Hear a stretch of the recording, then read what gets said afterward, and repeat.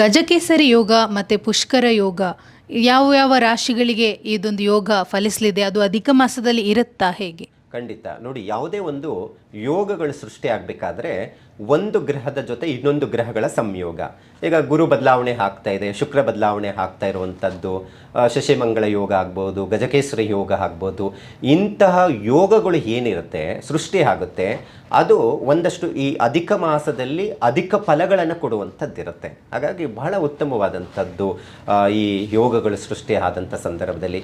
ಈಗ ಗುರುಪುಷ್ಯ ಯೋಗ ಅಂತ ಹೇಳ್ತೀವಿ. ಯಾವಾಗ ಪುಷ್ಯ ನಕ್ಷತ್ರ ಪಂಚಮಿ ತಿಥಿ ಅದರಲ್ಲಿ ಗುರುವಾರ ಬರುತ್ತೋ ಗುರುಪುಷ್ಯ ಯೋಗವನ್ನು ಸೃಷ್ಟಿಯಾಗುವಂಥದ್ದಿರುತ್ತೆ.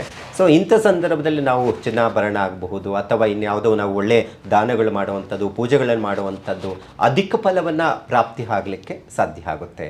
ಇನ್ನು ಅಧಿಕ ಮಾಸದಲ್ಲಿ ಜನಿಸಿದವರ ವ್ಯಕ್ತಿತ್ವ ಯಾವ ರೀತಿಯಾಗಿ ಇರುತ್ತೆ, ಅವರ ಏನು ರಾಶಿ ಫಲದ ಬಗ್ಗೆ ಹೇಳೋದಾದರೆ? ನೋಡಿ, ಯಾವಾಗಲೂ ಅಷ್ಟೇ ಒಂದೊಂದು ಮಾಸ ಮತ್ತು ಒಂದು ನಕ್ಷತ್ರ ಅಥವಾ ಒಂದು ಲಗ್ನದಲ್ಲಿ ಜನನ ಆದರೆ ಅವರದೇ ಆದಂತಹ ವ್ಯಕ್ತಿತ್ವ, ಅವರದೇ ಆದಂತಹ ಬದಲಾವಣೆಗಳನ್ನು ನೋಡುವಂಥದ್ದಿರುತ್ತೆ. ನಾವು ರಾಶಿಗಳಂತ ನಾವು ನೋಡಿದಾಗ ರಾಶಿಗಳು ಎಷ್ಟೋ ಸಾವಿರಾರು ಜನ ರಾಶಿಗಳಲ್ಲಿ ಒಂದೇ ರಾಶಿಯಲ್ಲಿ ಇರುವಂಥದ್ದು ನಾವು ಲಕ್ಷಾಂತರ ಜನ ನಾವು ನೋಡ್ತೀವಿ. ಮತ್ತು ಅದೇ ರೀತಿ ನಕ್ಷತ್ರಗಳು 27 ನಕ್ಷತ್ರಗಳಲ್ಲಿ ಒಂದೊಂದು ನಕ್ಷತ್ರ ಗುಣಲಕ್ಷಣಗಳನ್ನು ಲೆಕ್ಕಾಚಾರ ಮಾಡ್ತೀವಿ. ಒಂದೊಂದು ಲಗ್ನಕ್ಕೂ ಒಂದೊಂದು ಭಾವನೆಗಳು, ಒಂದೊಂದು ವ್ಯಕ್ತಿತ್ವಗಳನ್ನು ನಾವು ನೋಡ್ತೀವಿ. ಅದೇ ರೀತಿ ಒಂದೊಂದು ಮಾಸದಲ್ಲಿ ಒಂದೊಂದು ಫಲಗಳನ್ನು ಕೊಡುತ್ತೆ. ಯಾಕಂದರೆ ಆ ಮಾಸಕ್ಕೆ ಅಧೀನ ಆದಂತಹ ದೇವತೆಗಳನ್ನು ಲೆಕ್ಕಾಚಾರ ಮಾಡ್ತೀವಿ. ಈಗ ನಾಮಕರಣ ಬಂದಾಗ 5 ಹೆಸರುಗಳನ್ನು ಇಡ್ತೀವಿ.